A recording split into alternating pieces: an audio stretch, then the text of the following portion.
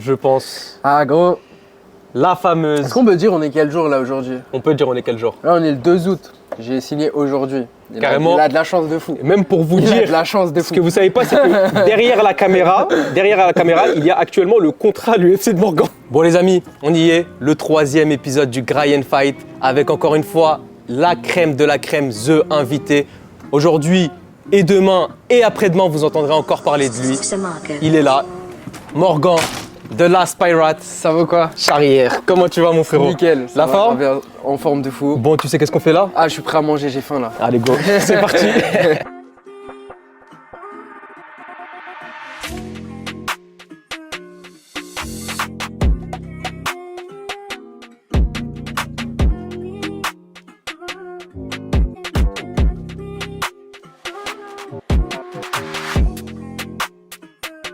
Morgan, J'allais commencer à manger direct là.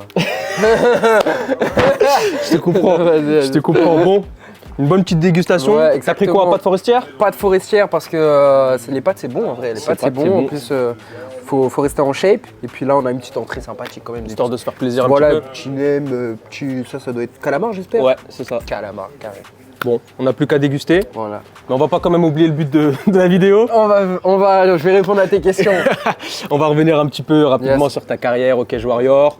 Et puis on va parler surtout de la grosse news, qui est sortie. La grosse news. La signature à l'UFC. La fameuse. Enfin, Enfin. on y est. Ah ouais. Après des épreuves et des épreuves. Une Après aventure, exactement. une épopée, gros. Pour de vrai, c'est un film. Eh ben les gars, c'est simple, Extrêmement. restez branchés jusqu'à la fin de la vidéo. On parlera de toutes les petites coulisses de Morgan et de sa signature à l'UFC. Mais juste avant, on va revenir. Ton parcours au Cage Warrior. Tu arrives donc au Cage Warrior en mars 2019 Exactement. pour le titre intérimaire. Direct. Donc directement, ils te mettent sur une demi-finale en quelque sorte, parce que le Ouais, titre ouais. intérimaire, c'est pour Ouais, ouais. affronter le champion derrière. Chez les moins de 66 kg, face à un sérieux combattant, Soren Bak, Exactement. qui a signé derrière au Bellator, qui Qui était en- champion 70 aussi. Exact. Qui descendait de KT. Exactement. Ma première question est simple. Comment tout simplement la connexion se fait avec le Cage Warrior et qu'est-ce qui fait qu'ils te mettent tout de suite sur un titre intérimaire?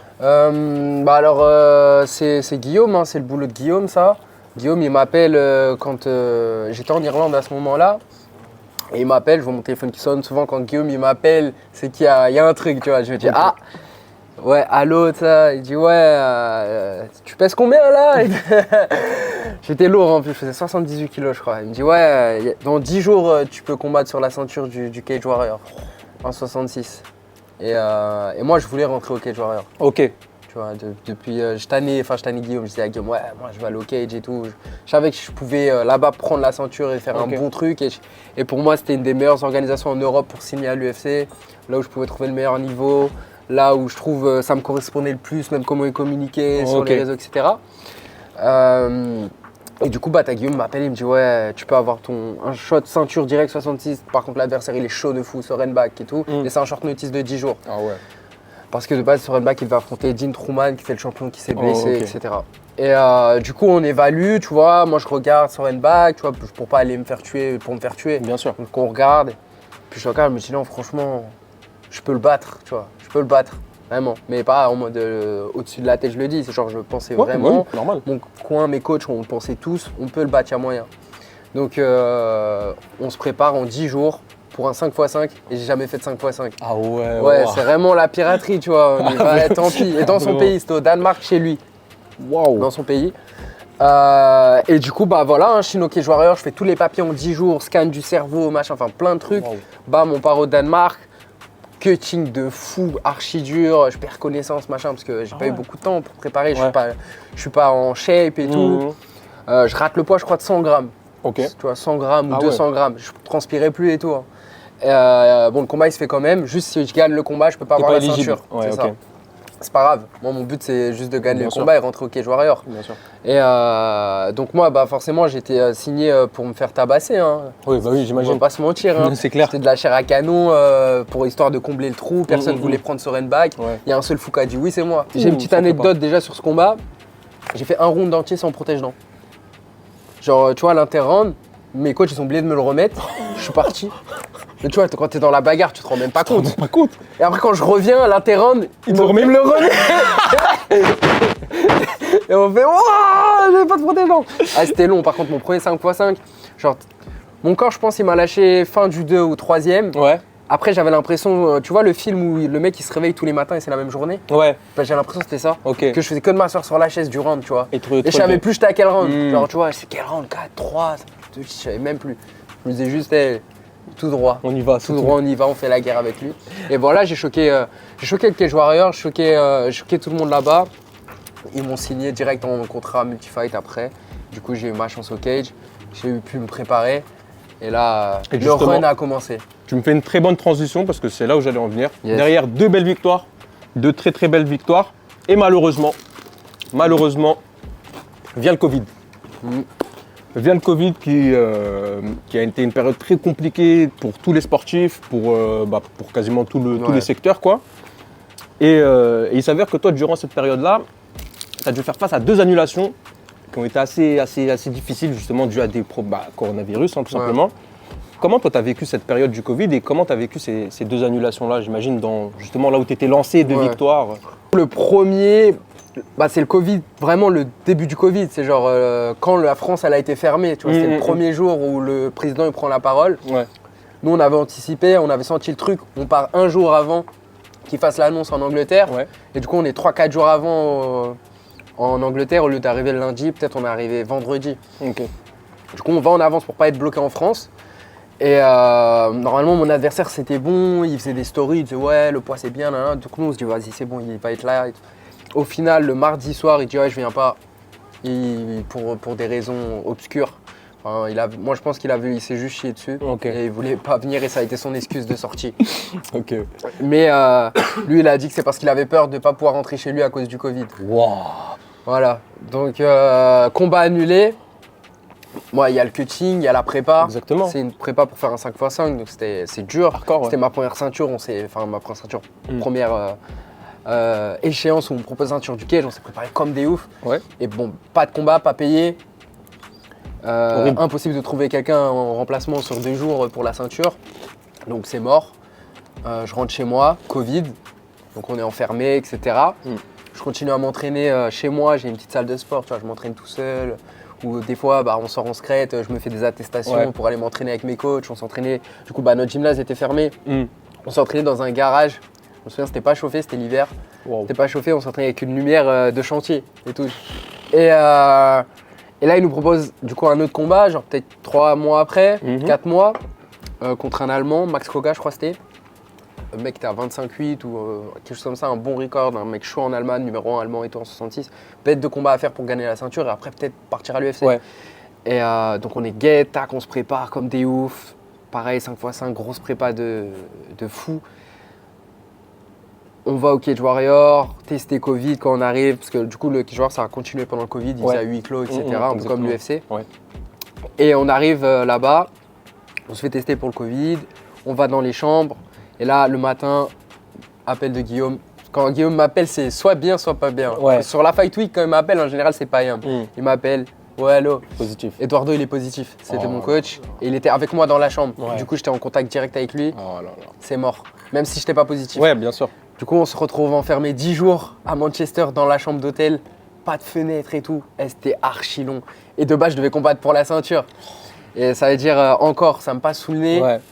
Et l'adversaire était là en plus, tu vois. Donc même pour lui, c'est vraiment ni de ta faute, ni de sa faute à lui. C'est vraiment, c'est le Covid, ça nous a wet. Mon coach, le pauvre, sous Covid, dans la chambre, dans le lit. Je crois qu'il a dormi 1 semaine. Je te jure, pendant 1 semaine, il dormait. Moi, je ne l'ai pas attrapé, pourtant j'étais juste avec lui. Le Covid, ça l'a détruit pendant 1 semaine. Il n'y a même pas de médecins qui sont venus le voir et tout. Pour de vrai. Confiné on était laissés seul. avec nous-mêmes, confinés seuls. Personne nous a changé les draps, lavé nos habits, tout ça. Heureusement, quand je pars, à chaque fois, je prends trop de caleçons et tout. Ouais, parce que sinon, ok. j'aurais été en boule. Wow. Et on était 4, du coup, à y aller.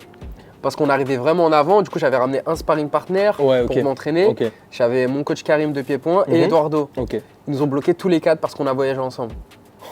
Donc mes 2 autres, ils s'étaient bloqués dans leur chambre juste parce qu'ils étaient venus avec nous, tu vois. Ah ouais. Donc miskin. Je reviens en France. En plus, j'avais pris mes 10 jours de prison à Manchester. Ça, c'était bien relou. La graille, elle était horrible en Angleterre. Et là, je sais même pas combien de temps passe. Ça fait presque 1 an que j'ai pas combattu à cause du Covid et des annulations. Là, on me propose Goodwin. Goodwin, Et exactement. c'est exactement ce que j'allais te dire. Est-ce que c'est la victoire la plus importante pour toi aujourd'hui dans ta carrière? Je pense, ouais. Ouais.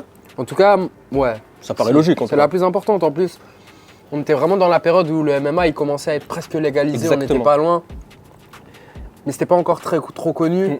Et genre, j'ai vraiment senti que genre, ça a débloqué un truc. engouement. Ouais, le fait Clairement. que j'ai gagné la ceinture. En plus, bah, du coup, j'avais été diffusé sur Cplay Ouais, exactement. par W9. C'était le premier combat de MMA qui avait été diffusé de tous À la les télé, temps. ouais. Tu vois, à la télé en clair. En clair, ouais.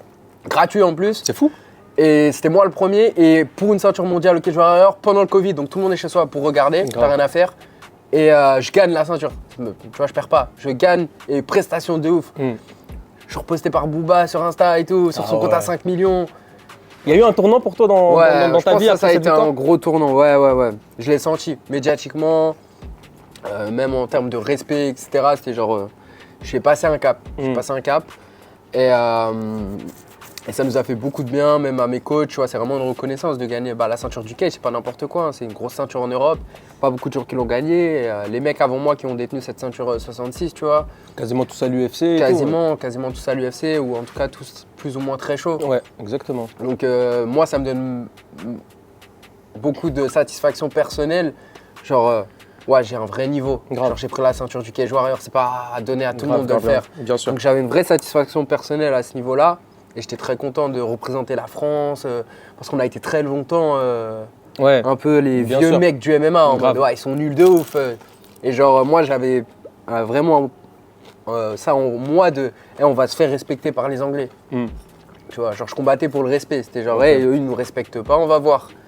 Et j'ai gagné ce respect vraiment. Tu vois. Grave. Surtout maintenant, tu vois, quand je vais en Angleterre et tout, je le sens que je l'ai gagné ce respect. Ok. Alors qu'avant, ça nous prenait vraiment pour des. Ça vous tu prenait vois, de haut et tout. Hein. Ouais, vraiment. Mais là, on commence à vraiment gagner le respect et maintenant encore plus.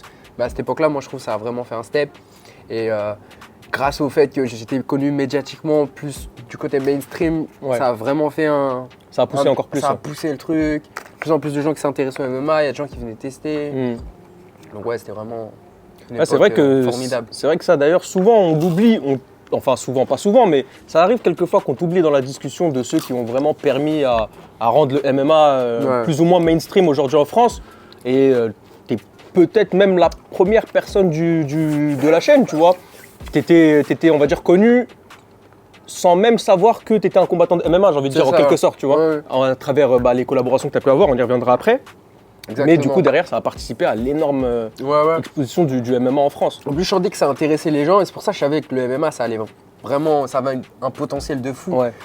Parce que du coup, tous les gens que je touchais à travers d'autres milieux où je naviguais un peu, ils étaient tous hyper intéressés. Et ça changeait un peu du public MMA qu'on avait, qui était très dur, très vraiment niché et tout. Voilà. Là, c'était vraiment des gens, ils étaient en mode waouh, mais c'est ouf ce que vous faites Exactement. et tout. Je me disais, putain, je pense que c'est L'image MMA, c'est ça. violence, brute, Ouais. c'est un peu détaché du coup Ouais. avec Et, ce qu'on a pu, et même avec le. Tu vois, moi, j'œuvrais. J'essayais de faire en sorte de montrer que c'est pas parce que tu te bats dans la cage et tout que t'es un gros gogol, Exactement. que c'est la street, que c'est que des mecs de tête. Exactement. C'est genre, ouais, il y a de tout. Et du coup, dans mes vidéos, tu vois, à la salle, je montrais, tu vois, il y a une bonne ambiance et tout. Allez vous inscrire dans un club. T'es pas Grave. obligé de faire de la compète. Grave. Genre, tu peux t'entraîner, kiffer, et tu vas pas avoir d'œil au beurre noir et tout. Tu vas faire des petits cours tranquilles, et tu vas peut-être découvrir une passion, et tu vas te faire des vrais amis, des gens avec qui tu vas. Peut-être ça va devenir ta famille ou des vrais gars, parce que le sport, ça rapproche. Du coup, c'est ça que j'ai essayé de plus mettre en avant et ça a plu de ouf, ça a plu. Les gens, ils adhéraient au message, au truc. Du coup, Bah aujourd'hui, ouais, aujourd'hui voilà. on sait où ça t'a ramené Voilà. plutôt.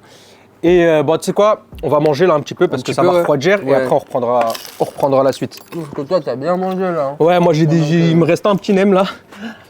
Ah, le nem, il passe bien. Ah, les nems ils sont incroyables. Bah, c'est de la bonne graille. Franchement les nems t'en as pensé quoi? Ils sont Il glisse. incroyables. En plus, il est bien consistant. De ouf. Je le mange en 5 minutes. De ouf, les gars, venez au Clay, le Clay Lounge à Ormesson dans le 94. Prenez les nems et dites que vous venez de la part de Culture MMA. Ce sera gratuit. Non, je rigole. Non, mais venez, franchement, c'est archi bon. Même la les sauce, pâtes forestières. elle est incroyable, la sauce aussi. Ouais, la sauce est La folle. sauce, elle glisse bien. Bon, Morgan, après cette magnifique victoire et cette ceinture du champion, malheureusement, et moi, ce combat m'a énormément énervé et je te dirai pourquoi. tu affrontes Jordan Vucinic Yes. pour défendre ta ceinture. Yes.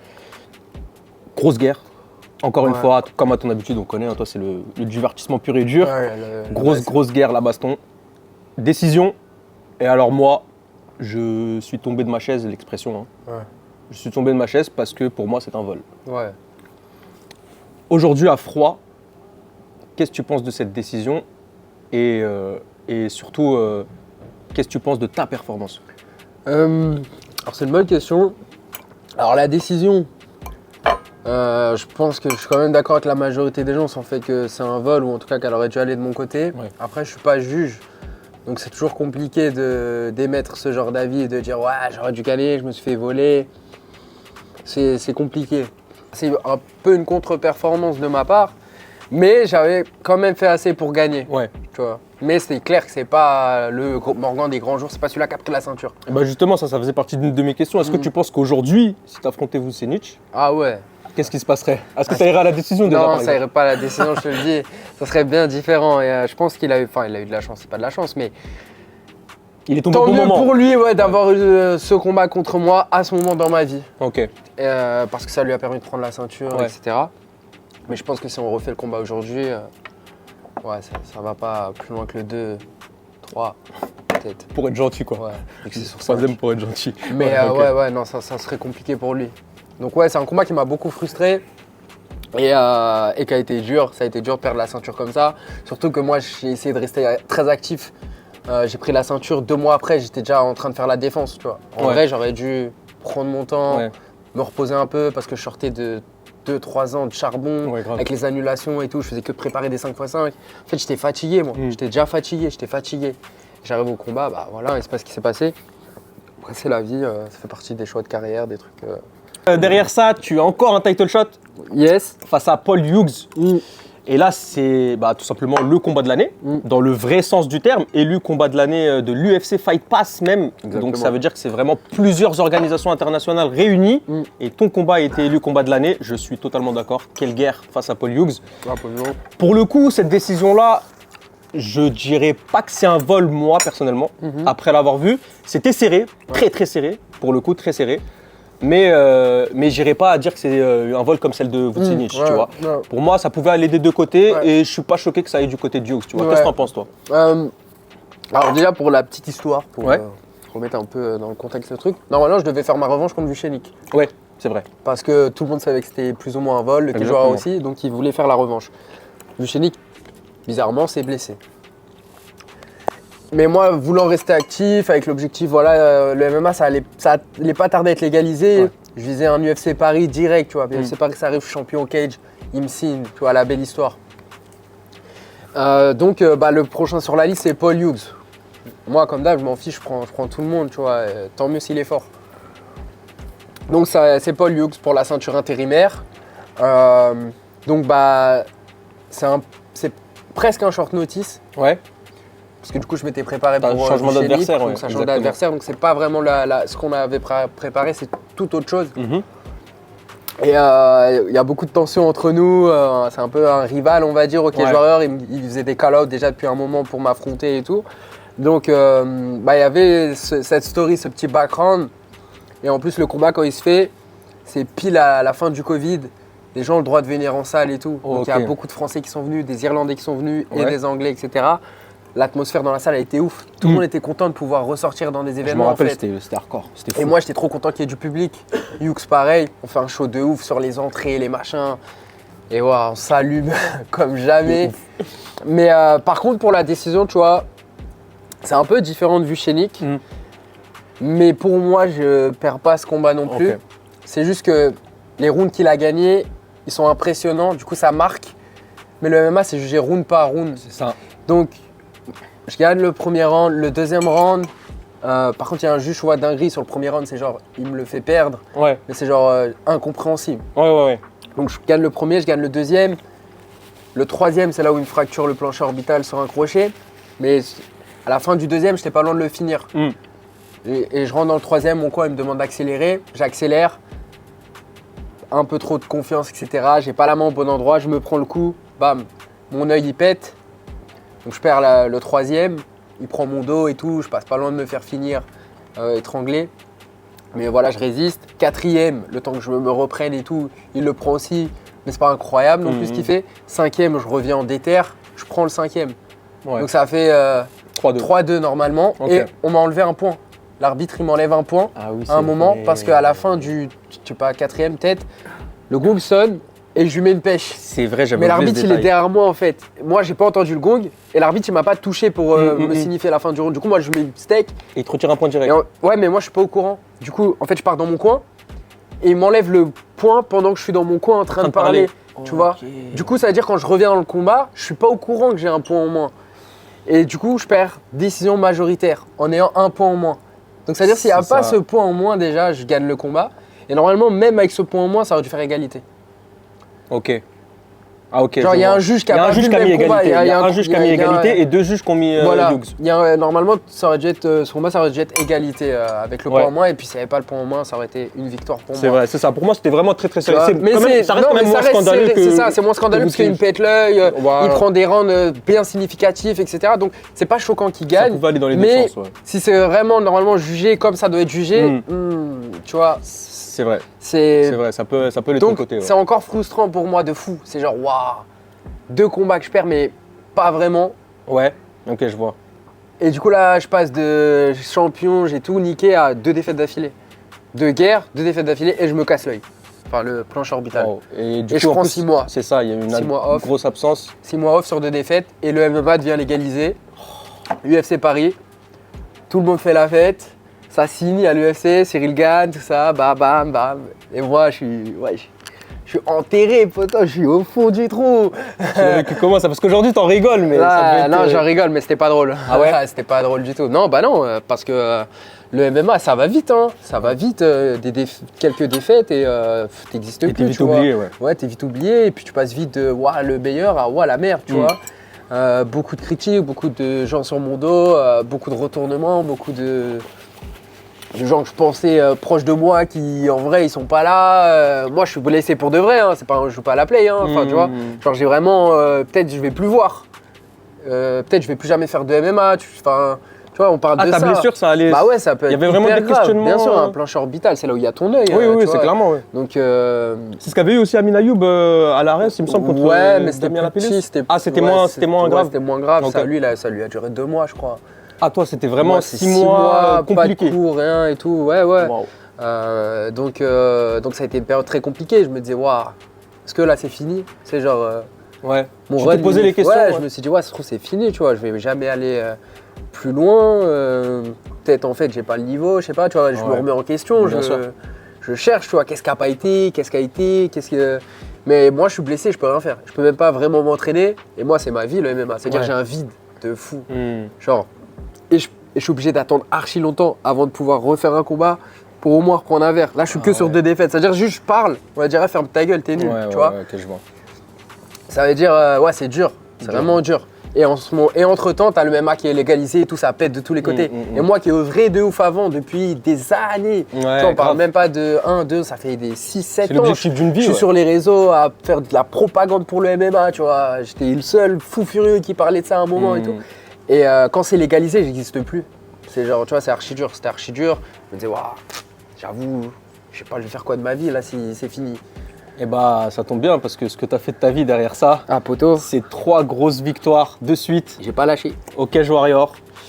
Et un changement. Un changement aussi dans ta carrière. Tu déménages définitivement sous le coaching de Johnny Frachet. Exactement. Donc exclusivement et définitivement chez lui. Avant, tu as commencé totalement à Mantes-la-Jolie, à la Team Chapa. Exactement. Puis après, tu étais entre les deux. Puis finalement, déménagement complet et définitif sous Johnny Frachet. Ouais. 3 victoires de suite derrière. Est-ce que ça a vraiment apporté du changement dans ta carrière, dans ta manière de t'entraîner et dans ta manière d'être? Ouais. En fait, avec Johnny, au début, on a juste commencé à travailler ensemble sur la lutte. Ouais. Johnny, c'est un très gros lutteur. Ouais. Donc, on faisait de la lutte tous les deux. Et en fait, j'ai beaucoup aimé son approche de l'entraînement, du MMA. Johnny, c'est quelqu'un qui n'est pas assez reconnu à sa juste valeur. C'est un de nos pionniers du MMA français. Clairement. Donc lui, son objectif, c'est de de ramener des gars à l'UFC et de performer, de les faire performer et tout. Genre, il est Mm. à fond dans son coaching, c'est de la performance, il bosse comme un ouf. Tu penses que ce changement-là, cette exclusivité avec Johnny Frachet, ça joue aujourd'hui à ta signature à l'UFC? Ouais, bien sûr, bien sûr. On a réussi à retrouver la voie de la victoire déjà et la voie du finish surtout. Ouais. Tu vois, j'ai pu retrouver vraiment mon style de base, prendre un peu moins de risques, mais toujours finir les combats, etc. Ouais, ça joue, c'est la patte de Johnny là. Tu vois. Ok. La patte de Johnny, même il m'a fait évoluer en tant que combattant. Je suis encore plus complet qu'avant. Je commence à vraiment poser des vrais problèmes. Je t'avais préparé quelques questions bonus. Yes. Et il s'avère qu'une des questions bonus, c'était si jamais il n'y a pas d'UFC un jour, est-ce que tu termines au Cage Warrior? Bon, cette question-là, du coup, je la supprime. Je la supprime parce Tu peux que, la supprimer. c'est censé se faire, c'est même fait. Ouais. Tu seras à Paris le 2 septembre, à l'UFC, l'objectif final. J'avais une autre petite question. Tu avais collaboré avec l'Ares Fighting Championship, tu étais au commentaring Ouais. durant les premiers événements, et puis d'un coup, tu as disparu. Ouais. Donc moi j'aimais bien tes commentaires, j'aimais Ouais, bien merci. j'aimais bien l'ambiance. Et du jour au lendemain, enfin de l'événement à l'autre, tu disparais, on te voit plus et même plus du tout. C'est-à-dire que même dans la salle, on te voit plus. Ouais. Il s'est passé quoi? Pourquoi il n'y a plus cette collab Bah à ce moment-là, je sais pas si j'avais perdu déjà ou pas, mais peut-être. Peut-être que j'avais perdu ma ceinture contre Vucenic. À ce moment-là, j'étais en plein questionnement sur ce qui allait pas, etc. Et j'en suis arrivé à la conclusion qu'il fallait que je prenne du temps pour moi et que j'arrête de trop donner à tout le monde, aux autres, mon énergie, d'essayer de promouvoir max le MMA et tout. Je me suis dit là, il faut que je me ressente sur moi, que j'apparaisse moins sur partout, tu vois, les réseaux. Vraiment, il faut que je me concentre sur moi, ça allait pas. Donc j'ai préféré arrêter. Maintenant, je vais te montrer quelques petites images, des petites photos en rapport avec ta carrière ou ta vie. Et puis je te laisse, ce sera pas de questions, je te laisse juste t'exprimer et me dire ce que ça t'inspire. Ok. Ok? Ok. Première photo. Est-ce que tu reconnais déjà? Bah ouais, c'est Mantes-la Jolie ça. Qu'est-ce que tu peux nous dire un petit peu? T'as grandi là-bas? Non, enfin, juste à côté. Ok. On habitait une petite ville à côté. On va dire Mantes-la Jolie, c'était la capitale. Ouais. Quand tu es dans les petites villes autour, bah, tu Exactement. as besoin d'un truc, tu veux faire du sport dans un meilleur club, tout, tu vas à Mantes-la-Jolie. Ok. Mantes-la-Jolie, ouais, moi ça m'évoque le sport, ça m'évoque un peu la liberté parce que j'ai pu y aller qu'à partir d'un certain âge. Tu vois, quand tu peux prendre le bus tout seul, le train tout seul, etc. Ma daronne me disait, vas-y, c'est bon, tu peux y aller. Donc c'est un peu un synonyme de liberté, et surtout de sport et même de rencontres. Ouais, j'ai vécu beaucoup de choses là-bas. On s'entraînait dans des salles pitoyables en assos avec quelques créneaux. Et eux, ils faisaient des efforts de fou parce qu'ils avaient des familles, des enfants. Ils les laissaient pour venir nous entraîner tous les soirs. Et bah justement, je crois que ça bascule justement, Ah ça bah tombe voilà. bien sur la deuxième photo. Voilà. La Karim Team Chapa. Edou, la Team Chapa, ouais. Bah, c'est la Team Chapa, c'est la famille. Là, ça fait très longtemps que je n'y suis pas retourné Ouais. parce que je m'entraîne de fou, je suis hyper occupé, c'est compliqué d'aller le soir là-bas. C'est un peu la première fois où vraiment j'ai une équipe vraiment derrière moi qui veut mon bien, qui veut me faire réussir. Ok. Et qui se donnent les moyens. Tu as des mecs, tu sais, ils rentraient du taf et ils venaient pour m'aider, pour m'entraîner, pour se parer, etc. Après, tu as d'autres des plus jeunes, donc tu as Léo, Mossab, Mounir, Attila, etc. qui étaient là pour moi. Mais c'est toute une équipe, on a essayé de monter un vrai truc.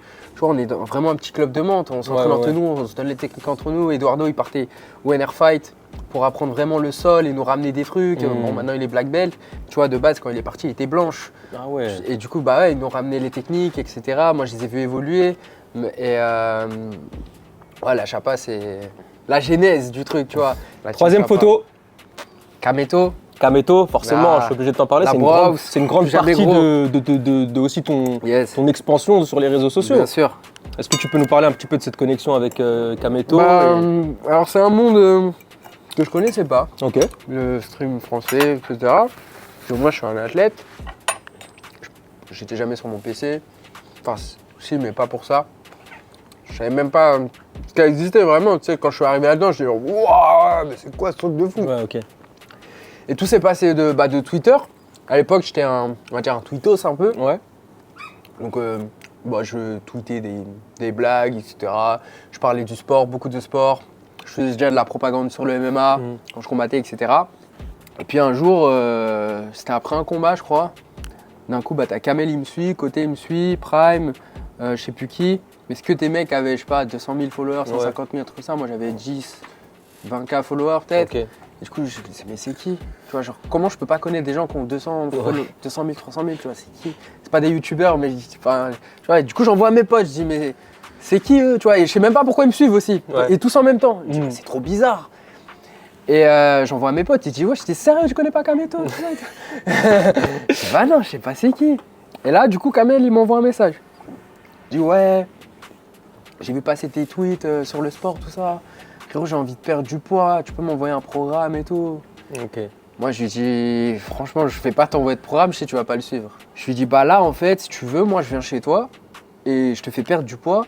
On fait une série sur YouTube pour apprendre aux gens. Ah, c'est ton idée, c'est ta Ouais, proposition. c'est mon idée. Et je lui dis vraiment, et on fait une série YouTube pour apprendre aux gens comment perdre du poids. Ok. Je dis, moi, je te demande juste une seule chose. Moi, je suis combattant de MMA, je vise l'UFC et j'ai besoin de force de ouf. Ok. Parce que à cette époque-là, il y avait très peu de combattants qui avaient vraiment un impact sur les réseaux, etc. Clairement, personne même, tu peux le Et dire. c'était hyper important. Et je trouvais que c'était un truc qui pouvait m'aider un peu plus encore. Et donc je lui dis à Kamel, je dis ouais, moi, écoute, si tu veux, c'était chaud, je viens chez toi, je reste un mois, je t'apprends, je te fais du sport, je fais la graille pour les gens qui sont là-haut à la brosse et tout. Enfin, je savais même pas que c'était à la brosse, mais je fais la graille pour toi et ton équipe s'il faut, je vous emmène au sport, je vous apprends tout. Moi, il me faut juste vous donner de la force, tu vois, c'est tout. Ok. Je veux rien d'autre en retour, juste donne-moi un peu de force et tout. Il dit ouais, vas-y, je suis archi chaud et tout. Là. Donc vas-y, je pars à Marseille, je le connais même pas. Je pars à Marseille, on s'est juste parlé en DL. Je pars à Marseille avec mon chien, c'était un chiot encore à cette époque. Je pars, j'arrive, et là je rentre dans le truc, ouah la claque. Du coup, moi je dis bon, vas-y, on va essayer de recadrer le truc. Faire un rythme. Ouais, je dis ouais, tous les matins on se lève à 11h. Ok. Donc moi je te conseille de te coucher à 2h max. Ok. Comme ça, tu as presque 8-9 heures de sommeil. Et 11h, c'est encore la matinée. Ouais. Tu vois, comme ça, il peut streamer encore tard. 2 heures, ça va quand même. Ouais, bah, Tu vois, ça va, moi, je ça trouve va ça de va. ouf. Et on peut se lever à 11h, petit déj, tac, on va à la salle à 14h. Après, il te reste du temps avant de streamer à 19h et t'es bientôt en forme et tout. Il dit ouais, vas-y, tac. Puis voilà, hein, la série elle commence comme ça, tac, le matin à 11h, il se réveille pas. Je les réveille et tout. Et puis ouais, ça a pris, les gens ils ont kiffé. Après, c'était vrai. Hein. Ouais, Tu vois, l'objectif, c'était ça. L'objectif, c'était de vraiment apprendre aux gens comment prendre du poids, que c'était possible pour tout le monde, qu'il n'y aurait pas de galère. Donc ça a commencé comme ça et ça a pris. Et les gens qui regardaient, ils ont kiffé. Moi, la connexion qu'on avait avec Kamel, tu vois, c'est devenu la série de l'été. À ce moment-là, on faisait des millions de vues, on sortait 2 épisodes par semaine. Le monteur Chiki, il bossait comme un ouf. Grosse dédicace à lui d'ailleurs, parce que c'est aussi grâce à lui que ça a bien fonctionné, parce qu'il était trop fort. Et puis voilà, on a mis en place des petits challenges, des petits trucs, et du coup, je suis sorti de là-bas, j'avais 50 000, 60 000 abonnés peut-être. Morgan, la dernière image, et quelle image? Et c'est ce que tout le monde attend, je pense. Ah gros, La fameuse. est-ce qu'on peut dire on est quel jour là aujourd'hui? On peut dire on est quel jour? Là, on est le 2 août. J'ai signé aujourd'hui. Carrément. Il a de la chance de fou. Et même pour vous Il a dire, de la chance de ce fou. que vous savez pas, c'est que derrière la caméra, il y a actuellement le contrat de l'UFC de Morgan. Et c'est vrai. Donc mais en vrai, tu vois, je réalise pas encore. Ouais. Je réalise pas encore. Ouais, ok. Moi, j'ai eu l'appel hier soir, à 23h. J'ai du mal à dormir. Mais je réalise pas encore. Je pense que je vais réaliser vraiment quand le camp il va démarrer là, demain, après-demain. Je vais commencer vraiment à étudier l'adversaire et tout. Là, je vais réaliser. Tu m'as raconté en off comment t'as reçu l'appel. Est-ce que tu peux me raconter vite fait Ouais, ce que t'as fait? en gros, Graham m'a appelé. Il m'a dit, il m'a appelé, il m'a envoyé un message. Il m'a dit, ouais, parce qu'il devait faire mon visa pour les États-Unis, pour que je combatte aux États-Unis, pour Cage Warriors. Et il me fait, ouais, il y a des trucs avec ton visa et tout, faut que je t'appelle pour t'expliquer, pour comment remplir la feuille, nanana. Mais j'avais une journée archi chargée hier, j'ai pas vu le jour, tu vois, j'ai fait 9h, 20h30. Et il me dit ça, ouais, faut que je t'appelle ce soir et tout. Et j'avais un anniversaire, je devais aller manger au resto avec eux, tu vois, c'était le moment où je devais être off hier soir. Je lui dis, ouais, bah vas-y, 23h, on s'appelle. Ouais. 22h30 au final, j'ai un petit trou, je lui envoie un message, je dis ouais, dispo, il me dit ouais, tac, je l'appelle, FaceTime, tac. Il dit ouais, pour ton visa, en fait, on galère, je pense qu'on va pas pouvoir le faire, et puis tu combattras plus jamais au Cage Warriors. Moi je dis, ouais, au début, je sais pas dit quoi, j'ai dit ok, genre je dis ok. Tu vois, je me suis dit, mais qu'est-ce qu'il va me dire là? Il va me sortir une petite blague, tu vois, un petit truc. Et là, il me dit, ouais, non, parce que maintenant, tu vas combattre à l'UFC. Je dis, waouh, non, c'est une blague, ça. Et non, voilà, c'était la vérité. Incroyable. Et que, le boulot a été effectué. Incroyable. Donc, ouais, voilà, hein, cette image, bah, ça représente beaucoup de choses. Hein. Déjà, ça fait plus de 6 ans que j'ai pas combattu en France. Ouais. Quand je combattais en France, le MMA, c'était pas légal, personne ne me connaissait. Et là, bah, mon prochain combat, ça va être à Paris, à Bercy. Sold out, tout le monde. Plein de Français, le MMA c'est reconnu, tout le monde connaît et tout, c'est fou. Quand j'ai commencé, jamais de la vie j'aurais cru fou. que ça serait arrivé. Genre, tu vois, je réalise pas, j'ai genre waouh. Genre là, j'ai réussi une première étape, Surtout tu vois, vu le parcours. Ouais, vu le parcours, c'était pas gagné. Hein. Ouais. C'était pas gagné, on a galéré. C'est genre moi-même, tu vois, j'y croyais sans y croire. Genre, je me disais, c'est l'objectif et tout. Je me disais, mais tu vois, j'étais quand même réaliste, genre, peut-être ça va jamais arriver. Et même là pour l'UFC Paris, je call out, j'essaie et tout, mais je me dis, moi pour pas me faire de faux espoirs et tout et avoir le seum, je pars du principe que c'est mort. Okay. C'est-à-dire quand il me le dit, moi dans ma tête c'est encore mort, c'est genre non c'est pas vrai, du mal, ouais. C'est pas vrai. Moi j'étais en mode je vais combattre au Cage Warrior en septembre, ça va être carré, voilà. Ouais. Et je vais galérer, peut-être je vais signer à l'UFC dans 4 piges après avoir bien ramé, avoir pris 10 victoires d'affilée, tu vois. Je pensais que c'était vraiment ça qui m'attendait, mais j'étais prêt à le faire. Et là je me dis waouh. Ah non en fait. Ça y est. Genre là ça y est c'est parti. Donc ouais voilà. Hein. C'est fou. Ah, ça fait plaisir, c'est beaucoup de travail et félicitations tout. encore une fois Morgan, félicitations à la Bulgarian Top Team, à Guillaume. Ouais on a bossé. Hein. À ton agent aussi, à toute ton équipe qui t'entoure, ton coach. C'est aussi dû à Johnny aussi en grande partie. Ouais tout le monde, tous les gens qui ont mis leur petite pierre à l'édifice. Mais au final, tu vois. l'acteur principal ça reste toi, donc bravo, félicitations. Merci, l'objectif est atteint. Ah maintenant. Et puis on sera là pour se casser la voix. Maintenant c'est parti. Hein. Pour ton combat. Maintenant c'est la cour des grands. Maintenant faut aller marquer le truc. Hein. Tous ceux qui seront à l'Accor Arena, ne l'oubliez pas, n'oubliez aucun de nos combattants français. Donnez-leur tous de la force. Ils en auront besoin et énormément. Morgan, mon frérot, merci beaucoup. J'espère que tu t'es régalé. Ouais, de fou. J'espère que tu as passé un bon moment. Parfait. Merci pour l'invite. On se dit le 2 septembre, même si on se verra pas. Ah, peut-être. Hein. Ah, peut-être. Tu vas pas avoir des accrèdes. Peut-être, on va voir. Je vais essayer de les contacter. Ça marche. D'ailleurs, l'UFC, n'hésitez pas. Si vous voulez, n'hésitez pas. Merci Morgan. Merci et puis à à bientôt. tous. Et bonne journée, bonne soirée. Je sais pas, vous regardez à quelle heure cette vidéo. Ciao. Peace.